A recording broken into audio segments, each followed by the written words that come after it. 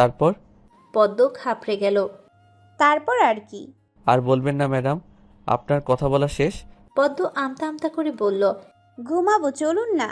পদ্মের হাত ধরে রুমে নিয়ে আসলো। পদ্ম এক কোণায় গুটিসুটি মেরে শুয়ে আছে। ইছান তা দেখে পদ্মকে টেনে তার কাছে নিয়ে আসলো। পদ্মের মাথাটা তার বক্ষে মিশিয়ে বলল, পদ্ম, তোমার ডাক্তার সাহেব দিন দিন অভদ্র হয়ে যাচ্ছে। সে আর ভদ্র বরের মতো সেজে থাকতে পারছে না। মনে খুব প্রেমের পিপাসা পেয়েছে পদ্মফুল। কেন এমন হচ্ছে বলো তো? পদ্ম ইছানের কথা শুনছে। কিছুক্ষণ আগে যে ঝামেলাটা হয়েছে তা যেন ইছানের মনেই নেই। বোঝাই যাচ্ছে না একটু আগে শেখবাড়ির উপর যুদ্ধ বয়ে গিয়েছিল। পদ্মের খুব হাসি পাচ্ছে। শুয়ে শুয়ে ইছানের কথা শুনছে আর হাসছে। রুমটা অন্ধকার, তাই পদ্মের হাসি ইছানকে দেখতে পাচ্ছে না। পদ্ম কথা বলছে না দেখে ইছান পদ্মকে ছেড়ে দিয়ে বলল। কথা বলছো না কেন? পদ্ম হেসে হেসে বলল। কি বলবো? ওয়েট ওয়েট, তুমি কি হাসছো? পদ্মের চোখগুলো আচমকা বড় হয়ে গেল। সাথে সাথে হাসি বন্ধ হয়ে গেল তার। কোথায়? কখনো না তো। আমি একটুও হাসিনি। তাই হাসোনি? না। তাহলে লাইট অন করে দেখি। আরে তার দরকার নেই। হ্যাঁ, আমি একটু হেসেছিলাম। দেখেছো, ইজহান তোমার হাসি অন্ধকারেও অনুভব করতে পারে। পদ্ম এসব কথা না শোনার জন্য বলল। আচ্ছা, আপনি কেন ওই হসপিটালে আর চাকরি করবেন না? আমার জন্য কি? ইজহান গম্ভীর কণ্ঠে বলল। জি, সেজন্যই করব না। আচ্ছা, আমি বলি কি, আপনি ওই হসপিটালের চাকরিটা করুন। এভাবে তো হয় না। ইজহান পদ্মকে পুরো কথা শেষ করতে দিল না, তার আগেই চুপ করিয়ে দিল। তোমার কোনো রকম কথা এ বিষয়ে শুনতে চাই না। যখন তুমি আমার জীবনে ছিলে না, আমার সব সিদ্ধান্ত আমি একাই নিয়েছি। যদি আমার সাথে ঝামেলা না করতে চাও, তাহলে আর কথা বলবে না এগুলো নিয়ে। পদ্ম একেবারে চুপসে গেল। এত তেরা সে কখনো দেখেনি। ইজহান অন্যদিকে ফিরে শুয়ে পড়ল। পদ্ম পিছন থেকে জড়িয়ে ধরেছে। ইজহান নিজেও ধরল, আবার কিছু বলল না। সকাল 9টা। ইজহানের ঘুম ভেঙেছে। ঘুম থেকে উঠে পদ্মকে পাশে পেল না সে। ভালো করেই জানে পদ্ম এখন থাকবে না। নিশ্চয়ই নিজে মুনিরা শেখ আর হায়াত শেখের কাছে গিয়েছে। ইজহান উঠে ফ্রেশ হতে গেল। তারপর চশমা পরে ফিটফাট হয়ে নিচে নেমেছে। পদ্ম মুনিরা শেখের সাথে নাস্তা বানাচ্ছে আর ইজহান তার ফুপ্পির সাথে কথা বলছে বসে বসে। মুনিরা শেখ পদ্মকে বলেছে ইজহানের জন্য নাস্তা নিয়ে যেতে। পদ্ম তাই করলো।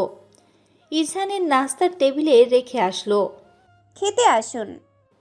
ইজহান উঠে নাস্তা করতে গেল। পদ্ম সাথে সাথেই দাঁড়িয়ে আছে। ইজহান পদ্মের হাত ধরে বলল। তুমি নাস্তা করেছো? পদ্ম মাথা নাড়িয়ে বলল। হ্যাঁ, করেছি।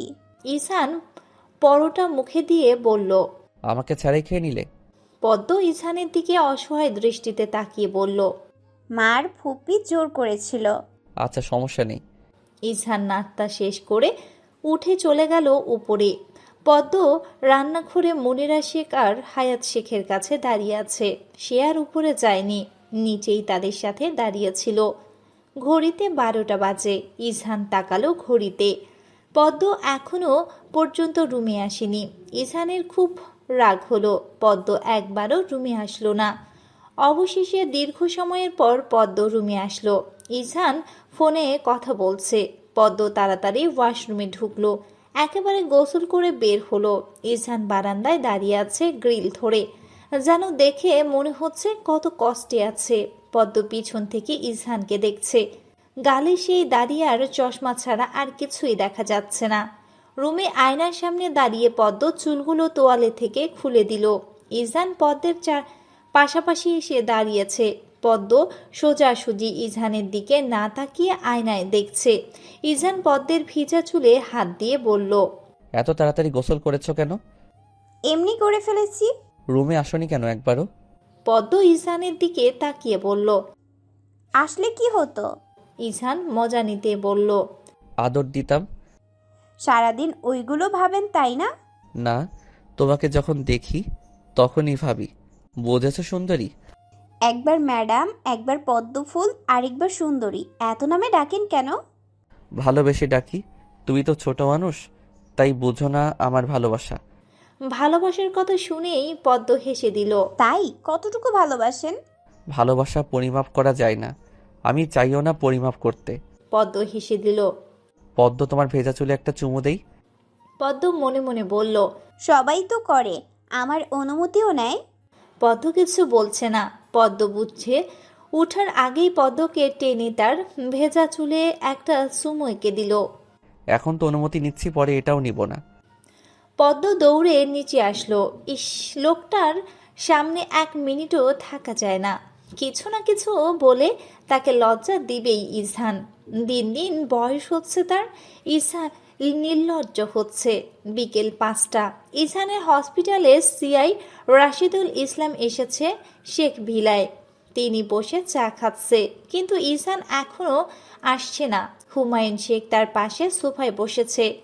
যখন থেকে রাশিদুল ইসলাম জেনেছে ইজহান কাউকে কিছু না বলে তার স্ত্রীকে নিয়ে সাজেক থেকে চলে এসেছে, তখন থেকে তিনি ভেবে দেখেছেন ইজহানের সাথে সরাসরি কথা বলবে। কখনো ইজহান এমনটা করেনি। তিনি ভাবতেই পারছে না যে ইজহান তাকে কিছু না জানিয়ে সেখান থেকে চলে এসেছে। মূলত তিনি ইজহানকে খুবই ভালো জানে, দেখেই আজ শেখ ভিলাই এসেছে। হয়তো কোনো ঝামেলা হয়েছে হসপিটালে। 3জন ডাক্তারকে নিয়ে রাশিদুল ইসলাম কল দিয়েছিল ইজহানকে, কিন্তু সে ধরেনি। বুঝেছে কিছু একটা হয়েছে, কারণ ইজহান কখনো এমনটা করেনি। যতবার হসপিটাল থেকে ঘুরতে যেতে সে কোনো সমস্যা হলে সর্বপ্রথম রাশিদুল ইসলামকে জানাতো। ইজহানের এমন কাণ্ডে রাশিদুল ইসলাম অবাক হয়। মনিরা শেখ পদ্মকে উপরে পাঠিয়েছে ইজহানকে নিচে নিয়ে আসার জন্য। যেহেতু ইজহান ঘুমাচ্ছে, তাই পদ্ম ইজহানকে ডাকতে গিয়েছে। পদ্ম ইজহানের হাত নাড়িয়ে বলল। শুনছেন? ইজহানের দিক থেকে কোনো সারা শব্দ নেই। পদ্ম আবারও ডাকলো ইজহানকে। ইজহান হকচকিয়ে উঠে বসে পড়ে। আসলে আপনার হসপিটালের সিআই এসেছেন। ইজহান চুলে হাত দিল। আমার চশমা দাও। পদ্ম তড়িঘড়ি করে চশমা দিল ইজহানের। ইজহান নিচে যাওয়ার আগে পদ্ম তাকে উদ্দেশ্য করে বলল। উনি যদি চান আপনি হসপিটালে ফিরে যান তাহলে তাই করবেন, না হলে আমি কিন্তু গ্রামে চলে যাব। ইজহান চোখ মুখ শক্ত করে বলল। এর উত্তর আমি পরে এসে দিব। ইজহান নিচে এসে বসে আছে। রাশেদুল ইসলাম ইজহানকে এই পর্যন্ত 3বার জিজ্ঞেস করেছে কেন সে কাউকে কিছু না বলে চলে এসেছে। তিনি ইজহানের কাছ থেকে উত্তরের অপেক্ষায় বসেছিল, কিন্তু প্রতিবারই ফলাফল শূন্য এসেছে। ইজহান কিছু বলছে না। ইজহানের কিছু না বলার কারণ হচ্ছে এখানে হুমায়ুন শেখ বসে আছেন। তার বাবার সামনে এই কথা কোনো মতেই বলা যাবে না। রাশেদুল ইসলাম আবারও বলল। দেখো ইজান, আমি তোমাকে সবার থেকে আলাদা ভাবি, সবকিছুতেই তোমাকে গুরুত্ব দিই বেশি। এই পর্যন্ত তোমাকে কয়েকবার জিজ্ঞেস করেছি কেন এভাবে না বলে চলে এসেছো, কিন্তু তুমি কোনো কিছুই বলছো না। এসব তোমার থেকে আশা করতে পারছি না ইজান। ইজহান উঠে দাঁড়ালো। স্যার, আমি আপনার সাথে পার্সোনালভাবে কথা বলতে চাই। আমার রুমে আসলে ভালো হয়। রাশেদুল ইসলাম ইজহানের সাথে তার রুমে গেল। স্যার, আপনার হসপিটালের সিনিয়র ডক্টর সানায়ার ব্যবহারে আমি খুবই লজ্জিত। রাশেদুল ইসলাম অবাক হলেন, কারণ ওনার জানা মতে ইজহান আর সানায়ার মধ্যে খুব ভালো একটা সম্পর্ক ছিল। মানে বুঝছি না ইজান, খুলে বলো সব। আসলে স্যার, সানায়া ম্যাম আমাকে পছন্দ করত। তার পছন্দের আকার ভিন্ন ছিল। আশা করি বুঝবেন কিসের কথা বলছি। আমার বিয়ে হয়েছে, উনি সেটা জানেন। তারপরেও তিনি মেনে নিতে পারছেন না। আমি মিথ্যা বলবো না, আমি ওনাকে অপমান করেছি। প্রত্যেক পদে পদে তাকে বুঝিয়েছি আপনাকে মেনে নিতে হবে। আমি বিবাহিত। হসপিটালে থাকাকালীন সময়ে তিনি ব্রেক টাইমে আমার সাথে এসে এসব কথাই বলতেন। একটা মেয়ের সাথে আমি কিভাবে কথা বলি বা ঠিক তাদের কি নজরে দেখি, সেটা আপনি ভালো জানেন স্যার। উনি আমার স্ত্রীর সঙ্গে সবচেয়ে নিকৃষ্ট ব্যবহারটা করেছেন। কাচের গ্লাস দিয়ে পদ্মকে আঘাত করে, শুধুমাত্র আমি বিয়ে করেছি বলে, এটা মেনে নিতে পারেননি বলেই এত বাজেভাবে পদ্মকে আঘাত করে। একজন সিনিয়র ডক্টর হিসেবে কিভাবে কাজটা করতে পারেন? হয়তো ভবিষ্যতে দেখা যাবে উনি আপনার হসপিটালের কোনো পেশেন্টকে মেরে ফেলেছেন। এটাও সত্য যে আমি ওনাকে আঘাত করি ঠিক একইভাবে। চাইলে অনেক কিছুই করতে পারতাম, তবে আমার মান সম্মান আছে। আমি মেয়েদের সম্মান করি বলেই আমি শুধু ওনাকে বোঝাতে চেয়েছিলাম কাউকে ব্যথা দেওয়ার আগে ভেবেচিন্তে দেওয়া উচিত। আমার মনে হয় ওনার জ্ঞান বুদ্ধি সব টাটা বাই বাই করে চলে গিয়েছে। ওনার তো প্রাপ্তবয়স্ক হয়েছে, ওনাকে এসব কাজকর্মে মানায় না। স্যার, এখন যদি আপনার মনে হয় আপনি আমাকে আপনার হসপিটালে রাখবেন না, তাহলে আমার কোনো রকম অভিযোগ নেই। তবে এই আবদার করতে পারবেন না যে আমিও ওইখানে থাকব, আবার সানায়া ম্যামও ওইখানে থাকবে। এটা হলে আমি আগেই দুঃখিত। রাশেদুল ইসলাম যেন সানায়ের প্রতি এক সমুদ্র পরিমাণ ঘৃণা জন্মেছে। তিনি ভাবতেও পারেনি যে সানায়া এমন একটা কাজ করবে। এরকম ডক্টর থাকার থেকে না থাকা ভালো। আমি বরাবরের মতো চাই তুমি থাকো আমার হসপিটালে, আশা করি না করবে না। ইজান রাশেদুল ইসলামের দিকে তাকিয়ে বলল, তাহলে সানায়া ম্যাম? ওর মতো ডক্টর আমার হসপিটালে থাকলে আমার মান সম্মান রয়ে যাবে। ইজান হেসে বলল। জি স্যার। রাশেদুল ইসলাম চলে গেলেন। পদে এতক্ষণ মন উসখুস করছিল কখন রুমে যাবে আর ইজহানের থেকে শুনবে কি হয়েছে। রাশেদুল ইসলাম যাওয়ার পরই ইজহান রুমে এসেছে, তার পেছন পেছন পদ্মও দৌড়ে চলে এসেছে। পদ্ম উপরে দৌড়ে এসে হাঁপিয়ে গিয়েছে, বুকে হাত দিয়ে জোরে জোরে শ্বাস নিচ্ছে। ইজহান পদ্মকে এই অবস্থায় দেখে অস্থির হয়ে বলল, কি হয়েছে পদ্ম? খারাপ লাগছে তোমার? এভাবে হাঁপাচ্ছ কেন? পদ্ম কিছুক্ষণ পর স্বাভাবিক হলো। ইজহানের হাত ধরে বলল, উনি যে এসেছেন কি বলেছে? কাল থেকে ওই হসপিটালেই যাব, কিন্তু তুমি এভাবে হাঁপাচ্ছিলে কেন? আরে ওই যে দৌড়ে এসেছি সেজন্য। ইজহান পদ্মের দু হাত পেছন দিকে থেকে তার এক হাত দ্বারা আবদ্ধ করে বলল, তখন কি বলেছ? কখন কি বলেছি? ইজহান সন্দিহান দৃষ্টিতে পদ্মের দিকে তাকিয়ে বলল। তুই বলনি গ্রামে চলে যাবে? পদ্ম ঘাবড়ে গেল, অপ্রত্যাশিত হাসি দিয়ে বলল, আমি তো মজা করেছিলাম। এবার মজা করার দাম দাও। যতবার মজা করবে ততবার এই ধরনের শাস্তি পাবে। ইজহান পদ্মকে টেনে সম্পূর্ণ তার সাথে মিশিয়ে নিল। একেবারে পদ্মের ওষ্ঠে গভীরভাবে তার ওষ্ঠ মিশিয়ে দিল। বেশ কিছু সময় বাদে ইজহান পদ্মকে ছেড়ে দিল। ইজহান বরাবরের মতোই স্বাভাবিক আছে, কিন্তু পদ্ম সে তো পারছে না। নিজেকে শত শত গালি দিয়ে ফেলল।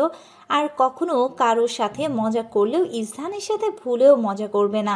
লোকটা খুব বেশি ভয়ঙ্কর, প্রতিবার কিছু না কিছু করে তাকে লজ্জা দিবে। এই লজ্জার জন্যই বোধহয় সে একদিন শেষ হয়ে যাবে। ইজহান দুষ্টুমি করে বলল। আর মজা করবে আমার সাথে? পদ্ম থতমত খেয়ে গেল, মাথা নাড়িয়ে বলল, কখনো করব না, আমার শিক্ষা হয়ে গিয়েছে। ইজহান পদ্মের গাল স্পর্শ করে করল, বৃদ্ধ আঙ্গুল দিয়ে পদ্মের গালে ছুঁয়ে পড়ল। এখন তো মজা করেছো তাই শাস্তি দিয়েছি, কিছুদিন পর মজা না করলেও এমন শাস্তি ফ্রি পাবে। পদ্ম চোখগুলো ছোট ছোট করে বলল। হুম, আমার চাই না। ইজহান মুচকি হাসল। তুমি অনিচ্ছুক হলেও দিব। পদ্ম সরে আসলো ইজহানের থেকে, অনেকটা দূরেই চলে এসেছে, একদম দরজার কাছে। মুস্কি হাসেন কেন? আপনার সেই সুন্দর দাঁতটা দেখিয়ে হাসবেন। সেই হাসিটা আমার ভীষণ পছন্দের ডাক্তার সাহেব। কথাটি বলে পদ্ম ভো করে দৌড় দিয়ে চলে গিয়েছে। ইজহান হাসছে, এখন সেই সুন্দর দাঁতটা দেখা যাচ্ছে। তবে হাসিটা না দেখেই পদ্ম চলে গিয়েছে। কি প্রাণবন্ত মেয়ে, আর কি চমৎকার কথাবার্তা। কাছে এসে কথাগুলো বলতে পারে না, দূরে গিয়ে বলে, ইস, এক কিশোরী মেয়ের প্রেমের বাক্য কি শুদ্ধ। সন্ধ্যায় ইজহান সোফায় বসে খবর দেখছে। একা একা ভালো লাগছিল না দেখে ইজহান মুনিরা শেখের রুমে গিয়েছে। পদ্ম তার ওড়না দিয়ে নাড়াচাড়া করছে। তার শাশুড়িকে একটা কথা বলবে, কিন্তু কেন জানি তার সংকোচ বোধ হচ্ছে। মা, আমার পিরিয়ড হয়েছে। বেশ কিছুক্ষণ পর পদ্ম কথাটি বলতে সফল হলো। মুনিরা শেখ হেসে বললেন, কথাটি বলতে এতক্ষণ লেগেছে তোমার? পদ্ম মিনমিন করে বলল, মা, আমার লজ্জা লাগে এগুলো নিয়ে কথা বলতে। আমি সরাসরি কারো কাছে বলতে পারি না কথাগুলো। মুনিরা শেখ পদ্মকে সবকিছু দিল। আমাকে এগুলো বলতে কখনো লজ্জা পাবে না, আমি তো তোমার আরেক মা। পদ্ম হেসে দিল। ভাগ্য করে মুনিরা শেখের মতো একজন শাশুড়ি পেয়েছে, তিনি খুবই ভালো। পদ্ম হাজার কথা বললেও তিনি বিরক্ত হন না। হ্যাঁ, এজন্যই পদ্ম মুনিরা শেখকে বেশ পছন্দ করে। ইজহান আর রুমে ঢুকলো না। এতক্ষণ দাঁড়িয়ে দাঁড়িয়ে পদ্ম আর তার মায়ের কথা শুনছিল। এখন যদি রুমে ঢুকে সবচেয়ে লজ্জা পাবে পদ্ম, তাই সে চলে গেল তার রুমে। পদ্ম আজ রুমেই যাচ্ছে না। এই সময়টাতে তার একা থাকতে ভালো লাগে। পদ্মের মনে হয় কিছু কিছু সময় একা থাকা ভালো। জানি রুমে গেলে ইজহান কিছু না কিছু করবে। এমনিতেই আছে এক জ্বালায়, তার উপর মন একেবারে বিষিয়ে গিয়েছে। একা একা সন্ধ্যাবেলায় ছাদে কাটাচ্ছে। চারদিকে মৃদু বাতাস বইছে, পদ্ম চুলগুলো উঠছে। পাশের বাসাগুলো থেকে ছাদ আলো আসছে। এই নিয়ে মাত্র 2বার ছাদে উঠেছে পদ্ম। প্রথমবার ইজহানের সাথে উঠেছিল, আর এখন একা উঠেছে। শরীরটা ঠিক থাকলে আরো ভালো করে এই স্নিগ্ধ সন্ধ্যাবেলা উপভোগ করতে পারত, কিন্তু এখন তো তার মনে শান্তি নেই। প্রতিবার এই সময়টাতে পদ্মের মনটা অটোমেটিক্যালি খারাপ হয়ে থাকে। আজও একই অবস্থা, একটু ভালো লাগছে না তার। একদম খিচে বসে রইল পদ্ম। ইজহান বেডে শুয়ে শুয়ে ফোন দেখছে। পদ্ম যে রুমে আসেনি আজ, সেটা ইজহান খেয়াল করেছে। জোর করতে চাচ্ছে না পদ্মকে, নিজের ইচ্ছে হলে ঠিকই আসবে। হয়তো এখন লজ্জায় আসতে চাইছে না। রুবিনা খাতুন ইজহানকে কল করেছে। ইজহান ভ্রুকুচকে তাকিয়ে আছে। বেশ কিছু সময় পর রিসিভ করলো। ইজহান সুন্দর করে প্রথমে সালাম দিল। আসসালামু আলাইকুম মা, ভালো আছেন? জি বাবা, ভালো আছি। তুমি আর দুজনেই পদ্ম কেমন আছো বাবা? ইজহান শান্ত কণ্ঠে বলল, এই তো ভালোই আছি। বাবা, একটা জরুরি দরকারে কল দিয়েছিলাম। জি মা, বলুন। বাবা, পদ্মের বার্ষিক পরীক্ষা শুরু হবে 4 দিন পর। ও কি পরীক্ষা দিবে? ইজহান পদ্মের পড়াশোনার ব্যাপারে একদম ভুলেই গিয়েছিল। এই গেট টুগেদারের জন্য নিজে নিজেই আফসোস করতে লাগলো। কত বড় ভুল হয়ে গেল তার। জি মা, অবশ্যই দিবে। রুবিনা খাতুন বলল। তাহলে বাবা, ওকে কবে গ্রামে নিয়ে আসবে? ইজহান সাথে সাথেই বলল, কালই নিয়ে আসবো। আচ্ছা বাবা, তুমি কি কাল আসবে ওর সাথে? জি, আসবো। তারপর আরো কিছু কথা বলে রুবিনা খাতুন কলটা রাখলো। ইজহান রুম থেকে বের হয়ে পদ্মকে খুঁজছে, কিন্তু কোথাও মেয়েকে পাওয়া যাচ্ছে না। এক সময় ইজহানের মাথাটা ভীষণ গরম হয়ে গেল। এক জায়গায় স্থির হয়েও বসে থাকতে পারে না। ইজহানের এবার টেনশন ধরলো। পদ্ম আসলে কোথায়? মুনিরা শেখের কাছে জিজ্ঞেস করলে পদ্ম কোথায়, কিন্তু তিনিও জানে না। রুমে আসার সময় ইজহান দেখলো ছাদের দরজা খোলা। মন বলছে পদ্ম ওখানে নেই, তাও গেল ছাদে। ঠিকই মহারানীর ছাদে বসে আছে। আগে ছাদে এসে খুঁজলে এত বেশি হয়রানি হতো না। কি সুন্দর বসে বসে পা দুলাচ্ছে, আর এতক্ষণ যে অযথা কষ্ট করেছে। ইজহান দ্রুত পায়ে পদ্মের কাছে গেল। পদ্ম চোখ বন্ধ করে বসে আছে। ইজহানের উপস্থিতি টের পেল না। ইজহান পদ্মের হাত ধরে টান দিয়ে দাঁড় করালো। পদ্ম আচমকা এমন হওয়াতে ভয় পেয়েছে, আর ইজহানের এমন ব্যবহারে সে খুব অভিমান করেছে, আর পেটেও ব্যথা পেয়েছে। পদ্মের চোখে পানি চলে আসলো। তোমাকে কত খুঁজেছি আমি, জানো? সন্ধ্যাবেলা এখানে বসে আছো কেন? কাউকে কিছু না বলেও একা একা চলে এসেছো। আমি সারা বাড়ি খুঁজে বেড়াচ্ছি, আর ম্যাডাম এখানে বসে বসে সন্ধ্যা বিলাস করছে। পদ্ম কেঁদে দিয়েছে। ইজহান অবাক হয়ে তাকিয়ে আছে। পদ্ম, কাঁদছো কেন? পদ্ম কোনো উত্তর দিল না, মুখে হাত দিয়ে কান্না শুরু করে দিয়েছে। ইজহানের খুব খারাপ লাগলো। একটু বুঝে শুনে কথা বলা উচিত ছিল। মুখটা ছোট করে পদ্মকে টেনে এক হাত দিয়ে জড়িয়ে ধরেছে। পদ্মফুল কাঁদছে কেন? সে কি জানে না কাঁদলে তার ডাক্তার সাহেবের খুব কষ্ট হয়? পদ্ম কান্নারত অবস্থায় বলল, আপনি আমাকে এভাবে টান দিয়েছেন কেন? আমি কি ব্যথা পাই না? প্রত্যেকবার আপনি এমন করেন। কথা বলবো না আমি, ছাড়ুন আমাকে। পদ্ম ইজহানের থেকে ছাড়ানোর চেষ্টা করলো, কিন্তু ইজহান আরো শক্ত করে জড়িয়ে ধরেছে। তাড়াহুড়োতে ভুলেই গিয়েছে পদ্মর যে পিরিয়ড চলছে। সরি, আমি ভুলেই গিয়েছিলাম তোমার পিরিয়ড চলছে, আর কখনো এমনটা করব না। আমার টেনশন হচ্ছিল তো পদ্মফুল। পদ্ম অবাক হয়ে গিয়েছে ইজহান কিভাবে কথাটা জানে। সাথে এক রাশ লজ্জা এসে হানা দিল তার কাছে। আপনি কিভাবে জানেন? ইজহান একদম স্বাভাবিক হয়ে বলল, তখন যে তুমি মায়ের কাছে বলেছ আমি শুনেছি।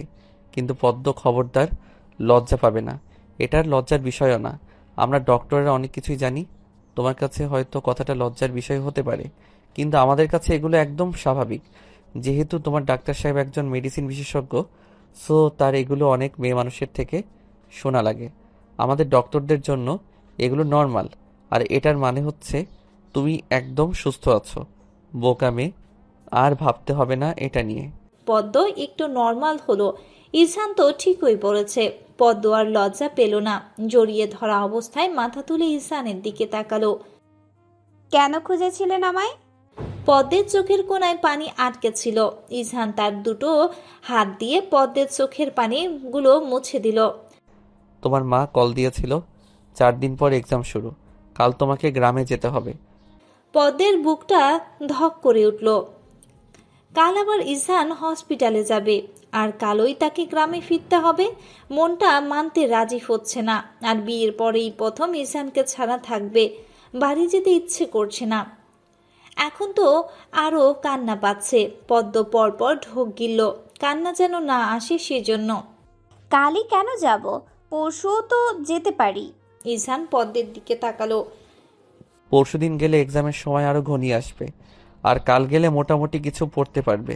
এখানে তো আর পড়াও হয় না, আবার তোমার বইগুলোও নেই। তাই আমি সিদ্ধান্ত নিয়েছি কাল গ্রামে যাবে তুমি। আসলে কাল তো আপনি হসপিটালে যাবেন, পরশুদিন গেলে হয় না? না ম্যাডাম, কালই যেতে হবে। প্লিজ। ইরফান পদ্মকে থামিয়ে দিল।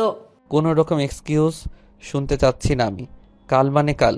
পদ্ম ইরফানকে খুব শক্ত করে ধরে কেঁদে দিল। ইরফান বুঝল না কেন কাঁদছে। ইরফান নরম কণ্ঠে বলল, কি হয়েছে তোমার? বেশি ব্যথা পেয়েছিলে যখন টান দিয়েছিলাম? পদ্ম মাথা নাড়ল। তার মানে সে কাঁদছে অন্য কারণে। ইরফান আবারও বলল, তাহলে কেন কাঁদছো? তুমি কি এক্সামকে ভয় পাও? পদ্ম কোনো উত্তর দিল না। যতবারই মনে পড়ছে ইরফানকে ছেড়ে তাকে গ্রামে যেতে হবে, ততবারই চোখ ভরে পানি উপচে পড়ছে। ভালো লাগে না তো তাকে ছাড়া। এ কথা কিভাবে বোঝাবে তার ডাক্তার সাহেবকে? আচ্ছা, পদ্ম তো হাসলে তিনি বুঝে যায়। তাহলে এই কথা বুঝছে না কেন? নাকি বুঝেও না বোঝার মতো রয়েছে? ইরফান এখন বিরক্ত হলো। অকারণে কান্না করার কোনো মানেই হয় না। হয়েছে, অনেক কেঁদে ফেলেছো। যতবারই কাঁদো আমার জামা কাপড় একদম ভিজিয়ে ফেলো। কোনো কারণ ছাড়া আমাকে জড়িয়ে ধরে আমাকে বুকে এসে কান্না করা যাবে না। আপনি তো প্রথমে আপনার কাছে টেনে নিয়েছেন, এখন এমনটা বলছেন কেন? আর একটু কাঁদি। ইরফান খেয়াল করেছে পদ্ম নাক টানছে আর চোখ দিয়ে ক্রমাগত পানি পড়ছে। মেয়েটা যে কেঁদে একেবারে লাল হয়ে গেছে। সে কি মনে আছে তার? টমেটোর মতো লাগছে একদম। না, আর একটু কাঁদা যাবে না। কাঁদলে অন্য কোথাও কাঁদো, আমার কাছে এসব চলবে না। পদ্ম আরও ঠেলে কান্না আসলো। মানুষটা ভীষণ স্বার্থপর। তার মনের কষ্টগুলো এখন অনুভব করতে পারছে না কেন? খুব তো তখন পুটপুর পটুর পটুর কথা বলতে পারে। আবার তার বুকে কান্নাও করা যাবে না।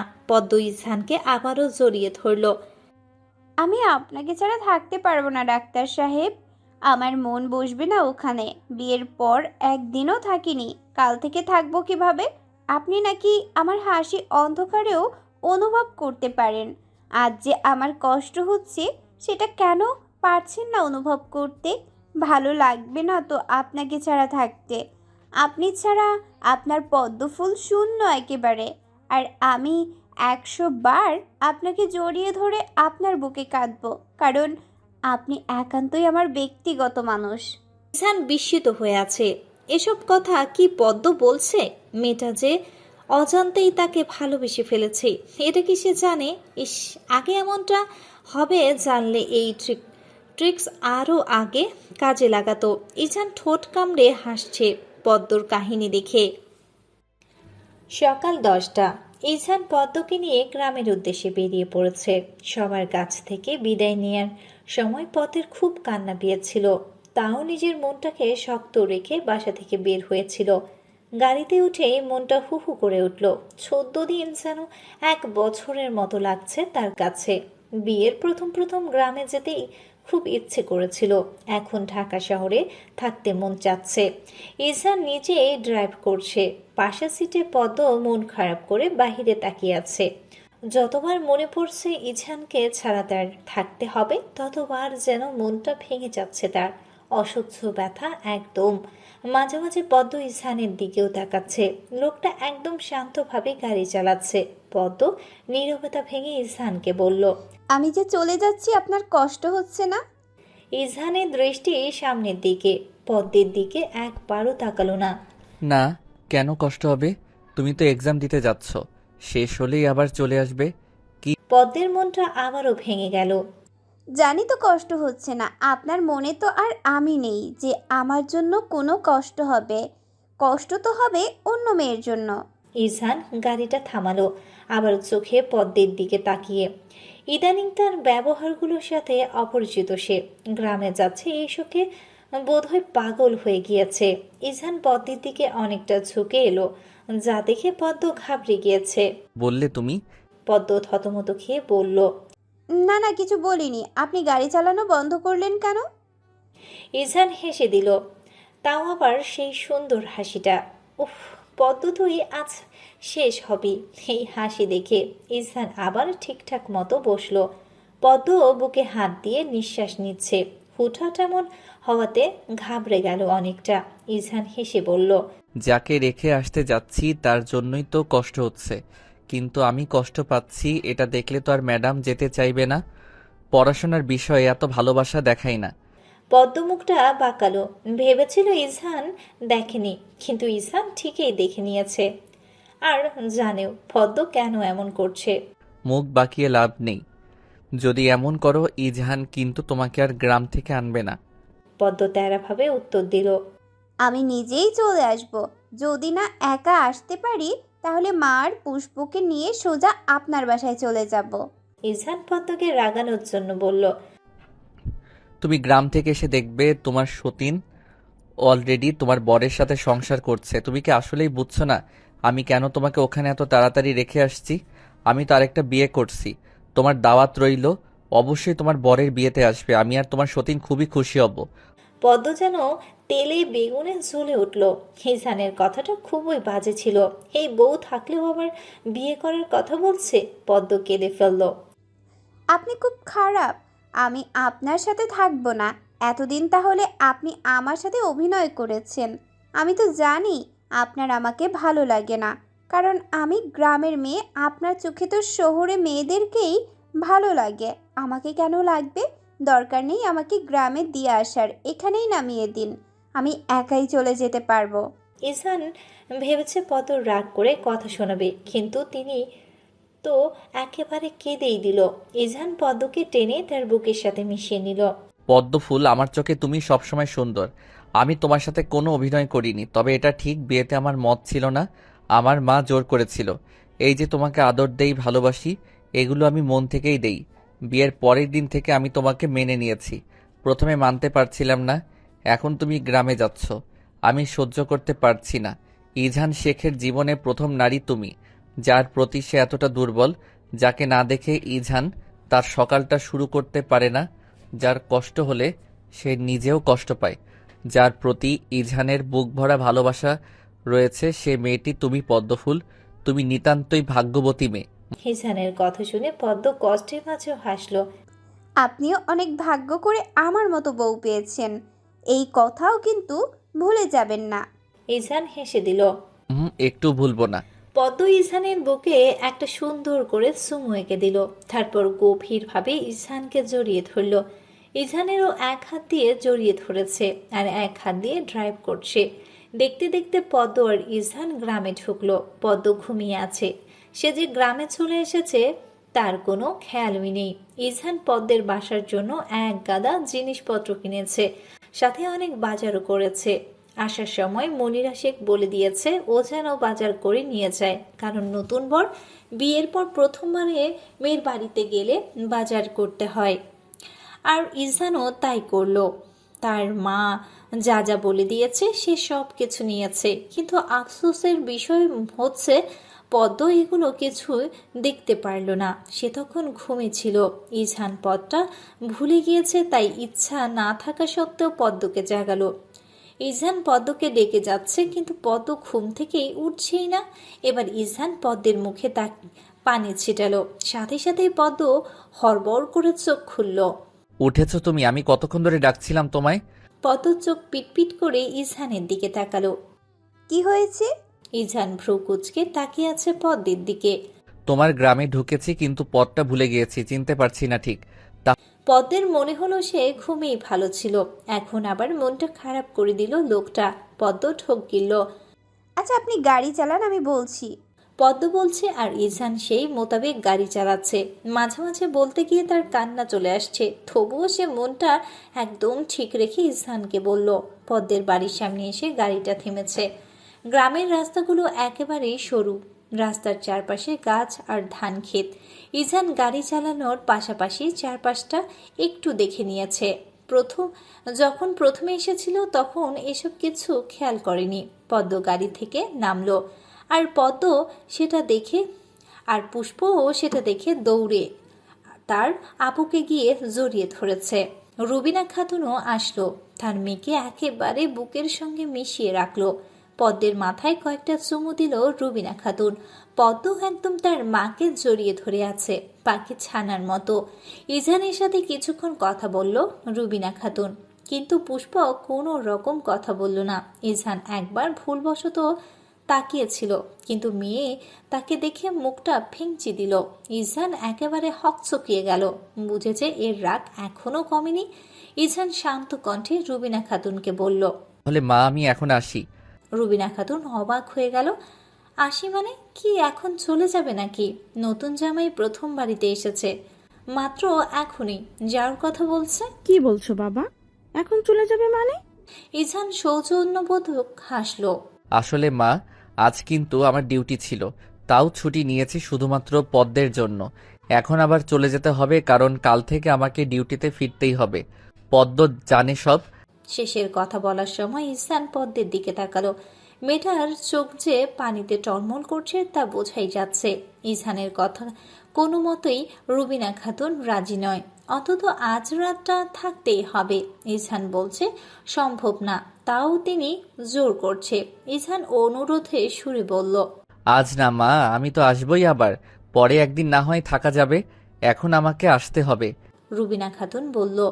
দুপুরের খাবারটাও কি খেয়ে যেতে পারবে না?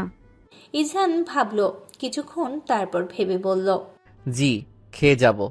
রুবিনা খাতুন খুশি হলো, সাথে পদ্ম। পদ্মে তো খুশি শেষ নেই, কিন্তু পুষ্প তৎক্ষণাৎ বলে উঠল, এই লোককে আমাদের বাসায় খেতে দিব না। ওনাদের বাসায় গিয়েছিলাম, তখন উনি আমাকে একটুও ঘুরতে নেননি। আবার একদিন প্রায় দুপুরের সময় সকালের নাস্তা খেতে দিয়েছিলেন। পুষ্পের কথায় ইজহান লজ্জা পেল। এই বিচ্ছু মেয়ে যে একদম সরাসরি অপমান করে দেয় খেয়ে জানতো। রুবিনা খাতুন পুষ্পকে চোখ রাঙালো, এই মেয়ে কখনো ভালো হবে না। বাবা তুমি কিছু মনে করো না ওর কথায়, ও এমনই। আমি কত বকি, কিন্তু সে বকা খাওয়ার পর সব আবার ভুলে যায়। ইজহান পুষ্পের দিকে তীক্ষ্ণ দৃষ্টিতে তাকালো। সমস্যা নেই মা। রুবিনা খাতুন পদ্মের উদ্দেশ্যে বলল, পদ্ম, ইজহান বাবাকে ভেতরে নিয়ে যা। ইজহান পদ্মের সাথে ভেতরে ঢুকলো। পদ্ম ইজহানকে তার রুমে নিয়ে গেল। পদ্ম রুমে গিয়ে শটান হয়ে শুয়ে পড়েছে। ইজহান পকেটে হাত গুজে পদ্মের সোজাসুজি দাঁড়ালো। এসেছো তো ঘুমিয়ে ঘুমিয়ে, যেখানে আমার ক্লান্ত হয়ে বিছানায় শুয়ে থাকার কথা, সেখানে তুমি কাজটা করছো। পদ্ম অন্যদিকে ফিরে গেল। ইজহান এটা দেখে পদ্মের পাশাপাশি শুয়ে পড়েছে। চলেই তো যাব একটু পর, তাও রাগ দেখাচ্ছ। পদ্ম ইজহানের দিকে ফিরল এবার। রাগ করছি না তো, আমার আসলে ভালো লাগছে না। কেন লাগছে না? জানি না। কেন জানো না? হুম। আমি চলে গেলে ভালো লাগবে তোমার? পদ্ম ইজহানকে জড়িয়ে ধরেছে। ইজহান হাসছে, মেয়েটা একটু পাগলাটে ধরনের। আপনি চলে গেলে আমার একটুও ভালো লাগবে না ডাক্তার সাহেব। ইজহান পদ্মকে কিছু বলতে চাপে, তার আগে ডাক পড়েছে।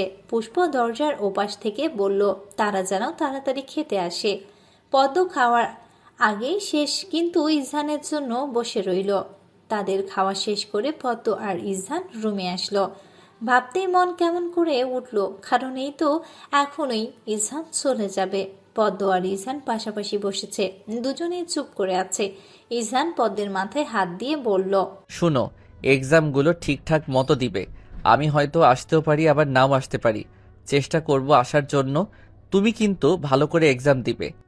হুম। ইজান ভেবেছে পদ্ম আর কিচ্ছু বলবে না, তাই সে বলল। তাহলে আসি, হ্যাঁ? ঠিকঠাক মতো চলবে, আমি কল দিব তোমায়। পদ্ম ইজানের হাত ধরে বলল। এত তাড়া কিসের, আর একটু বসুন না। ইজান পদ্মকে মোবাইলটা দেখালো, যেখানে বড় করে উল্লেখ করা 5:45 বাজে। দেখো, অলরেডি আমি লেট করে ফেলেছি অনেক। আমাকেও তো বাসায় ফিরতে হবে, তাই না? পদ্ম এখন আবার কেঁদে উঠল। আজ থাকলে কি এমন ক্ষতি হতো? ইজান হেসে পদ্মের গালে হাত বুলাচ্ছে।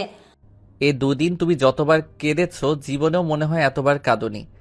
পদ্ম ইজানকে অবাক করে দিয়ে একটা কাজ করলো। পদ্ম ইজানের ওষ্ঠে তার ওষ্ঠ ছুঁয়ে দিল। মুহূর্তেই পদ্ম নিজের চোখটা বন্ধ করে ফেলল, কিন্তু ইজান ব্যাটা তো ছাড়ছে না। পদ্ম অনেক কষ্টে ছাড়িয়ে নিল নিজেকে, ওদিকে মুখ করে বলল।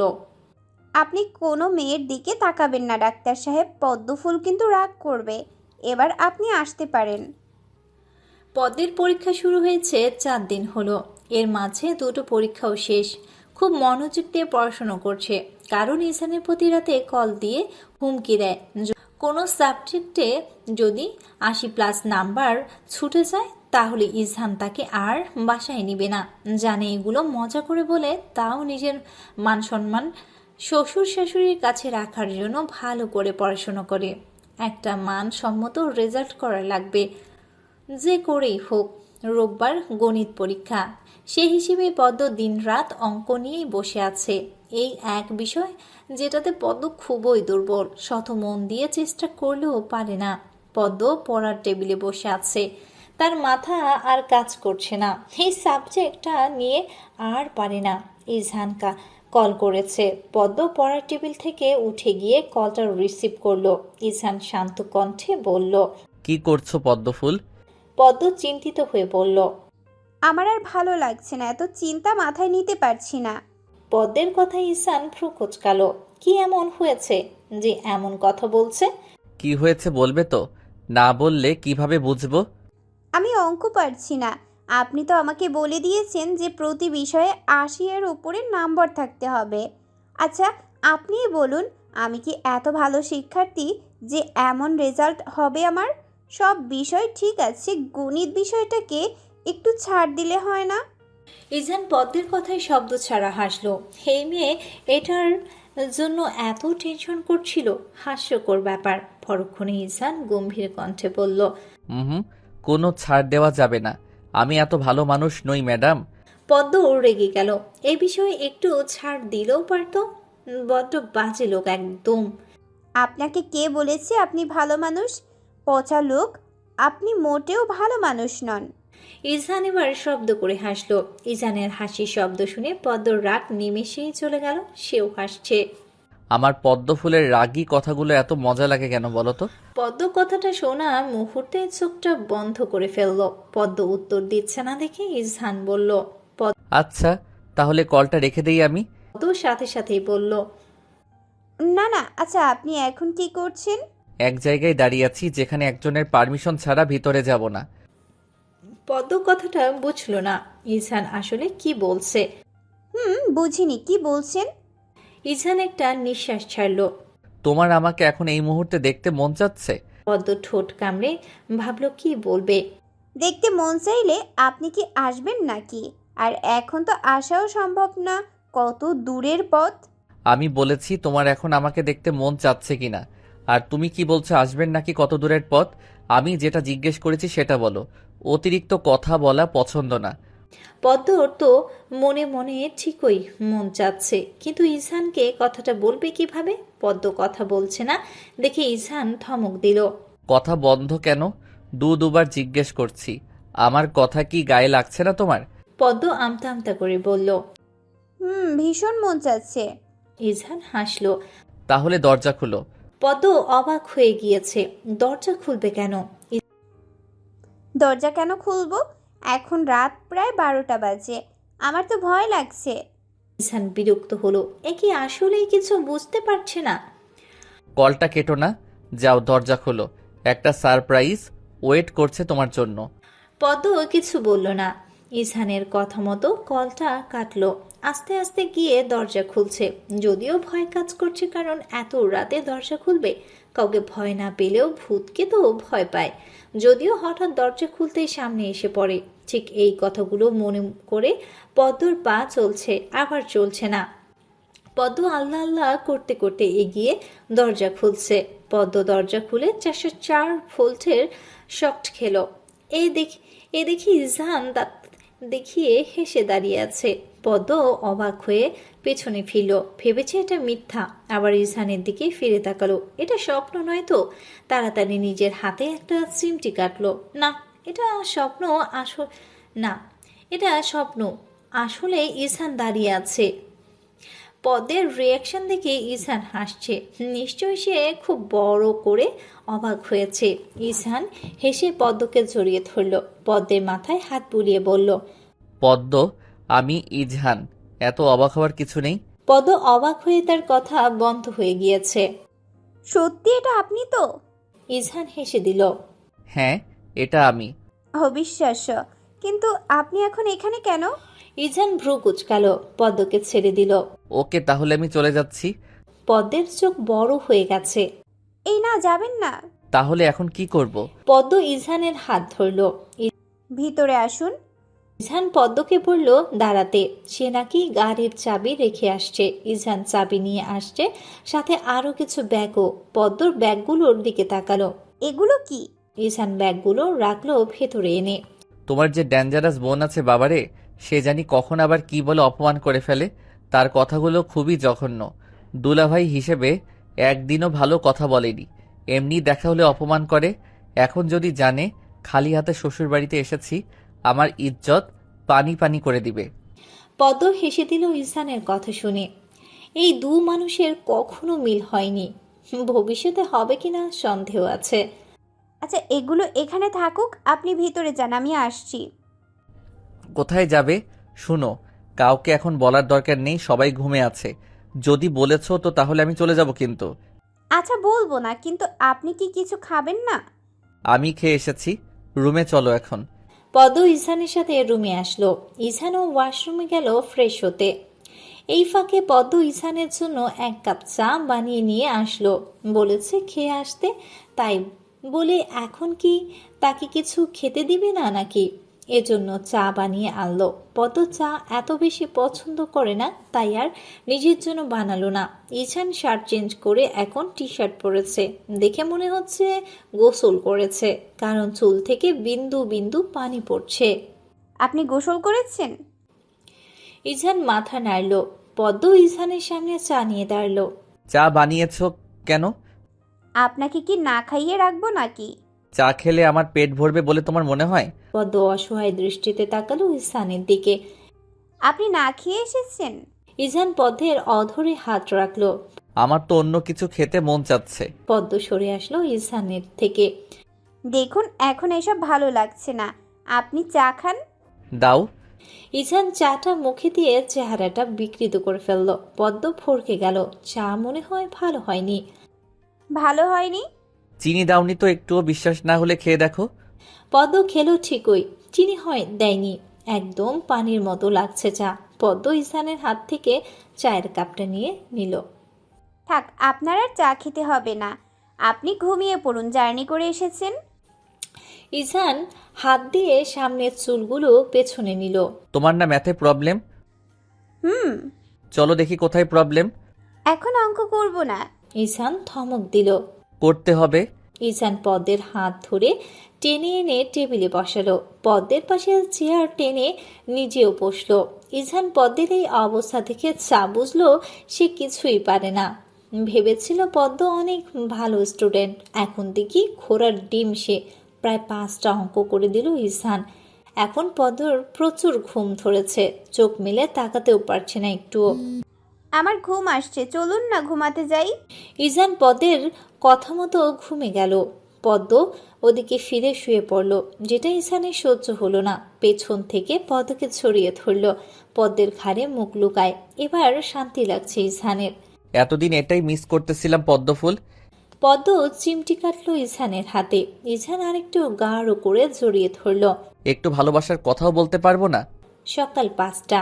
পদ তাড়াতাড়ি উঠে পড়ল, কারণ তার মাকে বলতে হবে ইছান এসেছে, তার জন্য নাস্তা বানানো লাগবে। এখন যদি না বলে তাহলে তার মা তাকে ইচ্ছে মতো বকবে। পদ্ম আস্তে করে ইছানের হাত একপাশে রাখলো, হাত দিয়ে চুল খপা করে দরজা খুলে বেরিয়ে গেল। রুবিনা খাতুন খুব রাগ করলেন, কারণ কেন তাকে কিছু বলা হয়নি, আর ইজানও কিছু খায়নি শুনে তিনি পদ্মকে হাজারটা বকা দিলেন। রুবিনা খাতুন এখন ইজানের জন্য নাস্তা বানাচ্ছে। পদ্ম তার মায়ের পাশে বসে আছে। 9টা। পদ্ম ইজানকে ঘুম থেকে ওঠানোর জন্য রুমে আসলো। ইজান আগেই উঠে বসে আছে, ছোট ফোন নিয়ে ঘাটাঘাটি করছে। পদ্ম ঠিক ইজানের সোজাসুজি দাঁড়ালো। ফ্রেশ হয়েছেন? তুমি কোথায় ছিলে এতক্ষণ? ঘুম থেকে উঠে পাইনি কেন তোমায়? আমি মায়ের কাছে গিয়েছিলাম, মা খুব বকেছে, কেন জানাইনি। আচ্ছা, খেতে আসুন এখন। আগে তো স্পেশাল কিছু পাই, তারপর খাবো। স্পেশাল কিছু কি আবার? উফ, তুমি এত বোকা কেন পদ্মফুল? আমার মনের ভাষা বুঝতে পারো না? কেন তুমি বড় হলে না? ইজহান পদ্মকে টেনে তার কোলে বসালো। পদ্ম হকচকিয়ে গেল। পদ্মের গালে সুন্দর করে চুম বসিয়ে দিল। পদ্ম ইজহানের হাত খামচে ধরল। তাদের এই মুহূর্তে পুষ্পের আগমন ঘটল। আপু, মা ডাকছে। দুর্ভাগ্যবশত পুষ্প দেখে ফেলল। সাথে সাথেই পুষ্প ওদিক ফিরে গেল। সি, সি, সি, সি, কি দেখে ফেললাম? পদ্ম জোর করে ইজহানের থেকে নিজেকে ছাড়িয়ে নিয়েছে। ইস, এমনটা না হলেও পারত। এখন পুষ্পের সামনে মুখ দেখাবে কি করে? ইজহান শান্ত কণ্ঠে বলল, ছি ছি করো না, দোষটা তোমারই ছিল। তুমি ভুল সময় এসে পড়েছো। এগুলো আবার কারো কাছে বলতে যেও না। ইজহান পুষ্পকে তার গাড়ি দিয়ে ইচ্ছে মতো ঘুরিয়েছে। এখন পুষ্পর কোনো রাগ নেই ইজহানের প্রতি, বরং ইজহান যদি গ্রামে আসে তাহলে সবচেয়ে বেশি পুষ্প খুশি হয়। দেখতে দেখতে পদ্মের পরীক্ষাও শেষ হয়ে গেল। আজ সে আবারও ঢাকার শহরে দ্বিতীয়বারের মতো পা রাখবে। যে কোনো এ যেন এক অদ্ভুত অনুভূতি। প্রথমবার যেমন লেগেছিল, এবারও ঠিক একই রকম লাগছে। পদ্ম তার ব্যাগ গোছাচ্ছে আর মুচকে মুচকে হাসছে। পদ্মের হাসি দেখে পুষ্পের রাগ হলো ভীষণ। পদ্ম চলে যাবে দেখে সে মন খারাপ করে বসে আছে, আর ওদিকে পদ্ম সে হেসেই যাচ্ছে। এক প্রকার রাগ হয়ে পুষ্প পদ্মের সাথে কথা বলছে না। রুবিনা খাতুনও মনটা খারাপ হয়ে আছে। তার মেয়ে এত দিন ছিল আর আজ চলে যাবে। পদ্ম এবারও গ্রাম থেকে আসার সময় কান্না করেছে। যেটা দেখে ইজহান খুব বিরক্ত হয়েছে। এখনো গাড়িতে বসে ক্রমাগত চোখের পানি ফেলছে। তোমার আসলে সমস্যা কি বলো তো? পদ্ম ইজহানের দিকে তাকালো। কোন সমস্যার কথা বলছেন? এই যে তুমি গ্রামে যাওয়ার সময় কাঁদো, আবার আসার সময়ও ঠিক একই কাজ করো, সেটাই জিজ্ঞেস করছি, তোমার সমস্যাটা আসলে কোন জায়গায়? পদ্ম মুখ ফিরিয়ে নিল। সমস্যা মানে কি সে জানে না? গ্রাম থেকে চলে আসার পর যে তার কষ্ট হচ্ছে, সব সময় উল্টো পাল্টা কথা শুধু। কথা বলছো না কেন? কি বলবো আমি? যদি বলতেই না পারো তাহলে কাঁদবে না। মেয়ে মানুষ যে এত কাঁদতে পারে তোমাকে না দেখলে জানতামই না। যদি আর একবার কাঁদো তাহলে তোমাকে এখানেই রেখে আমি চলে যাব। পদ্ম কিছু বলল না, মাথাটা হেলিয়ে দিল সিটে। চোখ জ্বলছে, একটু ঘুমালে ভালো হতো। পদ্ম ঘুমিয়ে গেল। অনেকক্ষণ পদ্মের পাশ থেকে কোনো সারা শব্দ আসছে না বলে ইহসান পদ্মের দিকে তাকালো। পদ্ম ঘুমাচ্ছে দেখে ইহসানের মনে মনে বলল, সারাদিন কাঁদবে আর ঘুমাবে, এই কাজ তার। ইজান পদ্মকে নিয়ে শেখ ভিলায় আসলো। এখানে কিন্তু আজ থাকবে না। হঠাৎ ইজহানের মন চাচ্ছিল তার মা বাবার সাথে পদ্মের দেখা করানোর দরকার আছে। তারপর ইজনিয়া বলেছিল পদ্মের পরীক্ষা শেষ হলে পদ্মকে নিয়ে সর্বপ্রথম যেন এখানেই আসে। পদ্ম ইজহানের সাথে তড়িঘড়ি করে বাসায় কলিং বেল চাপ দিল। ইজনিয়া দরজা খুলল। পদ্মকে দেখে সুন্দর করে হাসি দিল। কেমন আছো ভাবি? ভালো আছি আপু, তুমি কেমন আছো? আমিও ভালো আছি। তাদের দুজনের আলাপে ইজহান আসলো। তার মেজাজটা চটে গেছে। দরজার সামনে দাঁড়িয়ে আবার কিসের কথা? ভেতরে গিয়েও তো বলতে পারে। ইজনিয়া, সর সামনে থেকে। তুই যেভাবে দাঁড়িয়ে আছিস মনে হচ্ছে আমাদের ভিতরে ঢুকতে দিবি না। আর এখানে দাঁড়িয়ে কিসের কথা? ইজনিয়া সরে আসলো। ইজহান দ্রুত পায়ে উঠে উপরে উঠে নিজের রুমে চলে গেল। পদ্ম ইজনিয়ার সাথে কথা বলতে মুনিরা শেখের কাছে যাচ্ছে। মুনিরা শেখ পদ্মকে জড়িয়ে ধরল। কেমন আছো পদ্ম? ভালো আছি মা, আপনি কেমন আছেন? বাবা কি বাসায় নেই? মুনিরা শেখ হাসল। আমি ভালো আছি। না, সে কি আর বাসায় থাকে বলো? আচ্ছা, তুমি এত দূরে থেকে এসেছো, ফ্রেশ হতে যাও, পরে না হয় কথা বলা যাবে। পদ্ম রুমে আসলো। ইজহান রেডি হচ্ছে, হয়তো কোথাও যাবে। কোথাও যাচ্ছেন? একটু বাইরে যাচ্ছি। কেন? সেটা আপাতত আপনার না জানলেও চলবে ম্যাডাম। যান, গিয়ে আগে ফ্রেশ হন। পদ্ম ফ্রেশ হতে চলে গেল। এই লোকের সাথে কথা বলাই বেকার, আসল কথা তো বলবে না, জানা আছে পদ্মের। পদ্ম এসে দেখে ইজহান এখনো বসে আছে। যাননি এখনো? ইজহান পদ্মের দিকে তাকালো। যাব, তুমি আসার জন্য ওয়েট করছিলাম। ও, ইজহান উঠে পদ্মকে ভিজা চুলে হাত রাখলো। আসছি আমি, তুমি সাবধানে থেকো। পদ্ম মাথা নাড়ল। ইজহান চলে গিয়েছে। পদ্ম ইজনিয়ার রুমে আসলো, কারণ একা একা রুমে ভালো লাগছে না।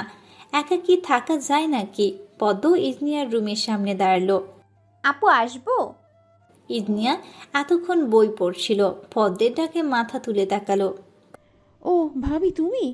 জি আপু। আরে আসো আসো, বাইরে দাঁড়িয়ে আছো কেন? পদ্ম ইজনিয়ার সোজাসুজি বসলো। বই পড়ছিলে আপু? ইজনিয়া হেসে উত্তর দিল। নিজের মেন সাবজেক্টগুলো পড়ে শেষ করতে পারি না, কিন্তু এই উপন্যাসের বই ছাড়াও আবার থাকতে পারি না, অভ্যাস হয়ে গিয়েছে। আপু তুমি না মেডিকেলে পড়ছো, তুমিও কি তার মতো ডাক্তার হবে? ভাইয়ের বোন যদি ভাইয়ের মতো না হই তাহলে তো আর মান সম্মান থাকবে না। তবে ভাইয়ার মতো এত ভালো স্টুডেন্ট না, আবার খারাপও না। ও আচ্ছা আপু, উনি কি অনেক ভালো স্টুডেন্ট ছিলেন? হ্যাঁ, ভাইয়া তো মেডিসিন স্পেশালিস্ট। যারা মেডিসিন স্পেশালিস্ট তারা সব রোগের ঔষধ দিতে পারে। আচ্ছা, যারা এমনি ডাক্তার তারা কি সব রোগের ঔষধ দিতে পারে না? যে যেটা নিয়ে পড়াশোনা করে, মানে যারা এসপিএস যেটা সেই বিষয়েরই ডক্টর, বুঝেছো? ও তাহলে ইজহান ভাইয়া তো অনেক ভালো স্টুডেন্ট, তুমিও তো তাও মেডিকেলে পড়ছো, আমি তো সেটাও পারবো না, মাথায় নেই কিছু। ইজনিয়া হাসছে পদ্মর কথা শুনে। তুমিও তাহলে ভাইয়াকে ভাইয়া ডাকা শুরু করেছো? পদ্ম মুচকি মুচকি হাসছে। ইজনিয়াকে একবার ভাইয়া বললে কি যে শান্তি লাগে তার। ইস, একদিন সে ভাইয়া বলেই ছাড়বে। আচ্ছা, পদ্ম যখন ভাইয়া বলবে তখন ইজহানের চেহারাটা ঠিক কেমন দেখতে হবে? নিশ্চয়ই ইজহান রেগে যাবে পদ্মর কথায়। ইজহানকে রাগানোর একমাত্র উপায় পেয়ে গিয়েছে। অনেকক্ষণ ইজনিয়া আর পদ্ম কথা বলল। একসময় পদ্মের ঘুম চলে গেছে। পদ্ম ইজনিয়ার রুমেই ঘুমিয়ে গেল। পদ্মর ঘুম ভাঙল যখন একটু আধটু সন্দেহ হয়ে এসেছে। তখন বাসায় অনেক মানুষের আওয়াজ শোনা যাচ্ছে। পদ্ম তড়িঘড়ি করে ঘুম থেকে উঠল। ইজনিয়া সেই রুমে। ইজনিয়া নেই রুমে। ইজনিয়ার রুমের পাশ দিয়ে একটা বাচ্চা ছেলে দৌড় দিয়ে যাচ্ছে। পদ্ম চোখ বড় বড় করে তাকিয়ে আছে। এই ছেলে আবার কোথা থেকে এসেছে? কখনো এ বাসায় দেখেনি এই বাচ্চাকে। পদ্ম হড়বড় করে উঠে ছেলেটাকে ধরল। তুমি কি এখানে এসেছো কিভাবে? বাচ্চাটা ভয় পেল পদ্মকে দেখে।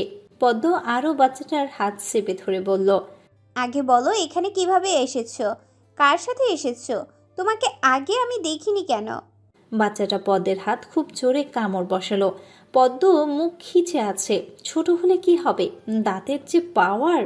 পদ্মের হাত একদম দাগ বসে গেছে। পদ্ম যেহেতু ফর্সা বেশি, তাই সাথে সাথে জায়গাটা লাল হয়ে গেছে। কামড় দিচ্ছ, দাও, তাও ছাড়বো না তোমাকে। বাচ্চাটা পদ্মকে ছেড়ে দিল। বাচ্চাটার কথায় পদ্ম বোধগম্য হলো না।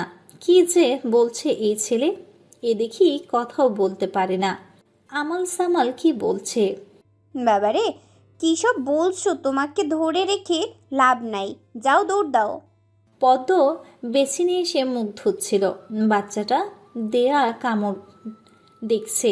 কি ভয়ঙ্কর ছেলে! একবারে কামড়ে লাল করে দিয়েছে। খুব বাজে ছেলে একদম। পদ্ম রুম থেকে বের হয়ে এসে রীতিমতো অবাক হয়ে আছে। সোফায় কিছু মহিলা বসে আছে। পদ্ম এখনো বুঝলো না এরা কিভাবে এসেছে এখানে, আর কেনই বা এসেছে। পদ্ম রান্না করে আসলো। মুনিরা শেখ রান্না করছে। তার পাশে দুজন মহিলা দাঁড়িয়ে আছে। পদ্ম মনিরা শেখের কাছে একদম ঘেঁষে দাঁড়ালো। মনিরা শেখ পদ্মর দিকে তাকালো, পদ্মের হাত ধরে নিয়ে তার পাশে দাঁড় করালো। এই যে পদ্ম ইজানের বউ, ও এতক্ষণ ঘুমিয়েছিল, তাই তোমরা দেখতে পাওনি। পদ্ম ওনার আমাদের খুব ঘনিষ্ঠ মানুষ হয়। একজন তোমার খালা শাশুড়ি, আরেকজন মামি শাশুড়ি। পদ্ম হেসে তাদের সালাম দিল, তাদের সাথে কথা বলল। মনিরা শেখ একজনকে বলল, তুমি একটু এদিকটা দেখো, আমি পদ্মকে নিয়ে রুমে যাচ্ছি।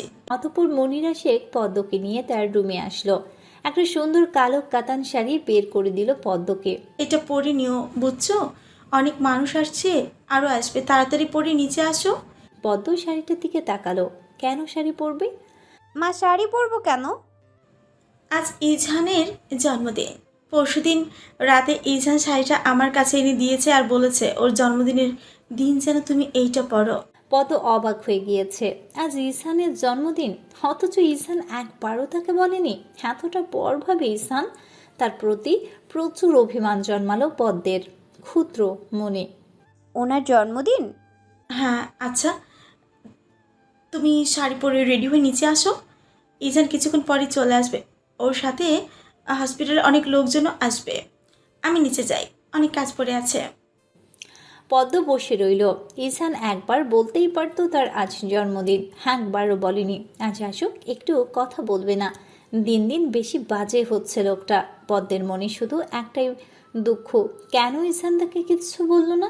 সব মানুষ জানে, অথচ তার বউকেই বলেনি। আবার বলে ভালোবাসি, একটু বাসি না। যদি বাসতো তাহলে ঠিকই বলতো। পদ্ম রাগে শাড়িটা নিচে ফেলে দিল। বেশ কিছু সময় বাদে শাড়িটা নিয়ে ইসানের রুমে আসলো। যেহেতু মনিরা শেখ বলেছে শাড়ি পরতে, তাই অনিচ্ছা থাকা সত্ত্বেও শাড়ি পরলো। আর তার সেই জাতীয় সাজ, চুলে খোপা করা, চোখে কাজল দেয়া, আর ঠোঁটে একটা লিপস্টিক দিল। পদ্ম আয়নায় দেখে নিজেকে নিজেই বলছে, না খারাপ লাগছে না তো, ভালোই লাগছে। কালো শাড়িতে মানিয়েছে তাকে। ইছান বাসায় আসলো। পদ্মের সাথে অনেকবার চোখাচোখি হয়েছিল, কিন্তু পদ্মকে যতবারই ইশারা করে তার কাছে যেতে, পদ্ম ততবারই মুখ ফিরিয়ে নিয়েছে। যতই হোক আছে ইছানের সাথে একটা কথাও বলবে না। ভালো কথা বললেও সে আজ গলবে না, পাথরের ন্যায় শক্ত হয়ে থাকবে। পদ্ম সবার সাথে হেসে হেসে কথা বলছে, শুধু ইজহানের সাথে বলছে না। এরকম কাহিনী বুঝছে না সে। ইজহান কেক কাটে। এখন তার আত্মীয় স্বজন সবাই দাঁড়িয়ে আছে তার পাশে, কিন্তু তার বউ একদম দূরে দাঁড়িয়ে আছে। ইজহান পদ্মের সামনে এসে দাঁড়ালো। পদ্ম মুখটা ফিরিয়ে নিল। মান অভিমান পরে করো, এখন চলো, তোমাকে ছাড়া আমি কেক কাটবো না। পদ্মকে জোর করে ইজহান তার পাশে দাঁড় করালো। পদ্ম বেশি অভদ্রতা দেখায়নি, কারণ সবাই কি না কি ভাববে। সবাই আস্তে আস্তে বাসায় চলে গেল। রাত 1টা বেজে গিয়েছে সব শেষ হতে। তাই ইজহান আর পদ্মকে নিয়ে তার ফ্ল্যাটে গেল না, এখানে থেকেই গেল। ইজহান বসে বসে ওয়েট করছে কখন পদ্ম আসবে। সব কাজ শেষ করে পদ্মের আস্তে আস্তে অনেক সময় লেগে গেল। পদ্ম রুমে এসে ধূপ করে ওয়াশরুমে ঢুকে গেল, শাড়িটা চেঞ্জ করে আসলো। ইজহান আর চোখে পদ্মকে দেখছে। ম্যাডাম যে হারে রেগে আছে, এর রাগ ভাঙানো এত সহজ হবে বলে মনে হয় না। পদ্ম, এখানে আসো। পদ্ম যেন কথাটা শুনেও শুনল না। গলা থেকে স্বর্ণের চেনটা আয়নার সামনে দাঁড়িয়ে খুলছে। পদ্ম উত্তর দিচ্ছে না দেখে আবারও বলল, পদ্মফুল আমার একমাত্র বউ, এখানে আসো। এবারও পদ্মর কোনো হেলদোল নেই। আগে থেকেই ইজহান এক কথা দুইবার রিপিট করা পছন্দ করে না, কিন্তু পদ্ম তো শুনছেই না। ইজহান এবার ধমক দিল, পদ্ম, এখানে আসো। যদি এই মুহূর্তে তুমি আমার সামনে না আসো, তাহলে আমি রুম থেকে বের হয়ে যাব। সারা রাত বাড়ি ফিরবো না। ইজহানকে আর কখনো দেখতে পারবে না তুমি।